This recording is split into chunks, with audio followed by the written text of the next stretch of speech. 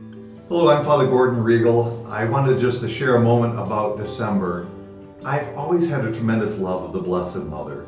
Growing up at Queen of the Miraculous Medal Parish, I think it was a wonderful place that I started that devotion and appreciated with all the devotions that surround that. And that is a marvelous gift to the Church in our modern era. Oh, Mary conceived without sin, pray for us sinners who have recourse to thee.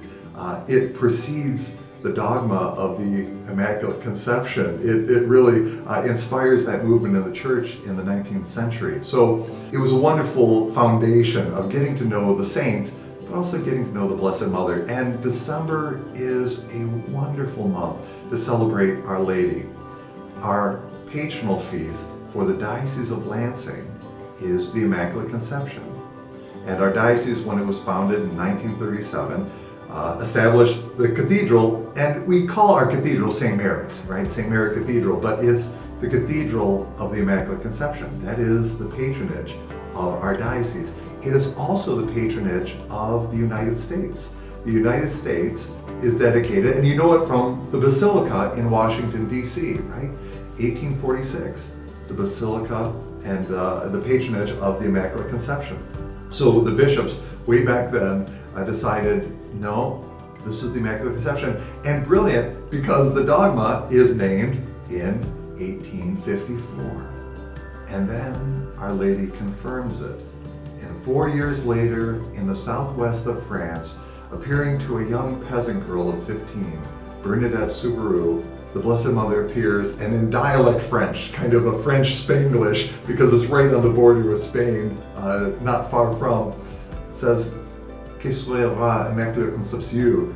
I am the Immaculate Conception, right? In this dialect French, which Bernadette doesn't get because she didn't have much of an education, and the Church had just named this as a dogma 4 years ago, and that hadn't probably, filtered all the way down to the day where we didn't have communication like we do in these modern times. It didn't show up on Facebook. So she has to go to the parish priest and say, I've been asking this woman who she is. And the priest has been asking, well, who's appearing? What's her name? What's she want? And Bernadette says, I am the Immaculate Conception.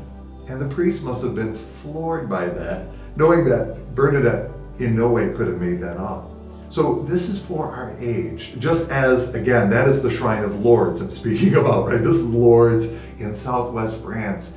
And there's something about Lourdes in the springs. And we know it for the miracles. People go there, they bathe in the cold waters, they are cleansed, often of their infirmities. There's all sorts of miracles that come there. But it is a reminder for us in our secular age to return to our baptismal purity.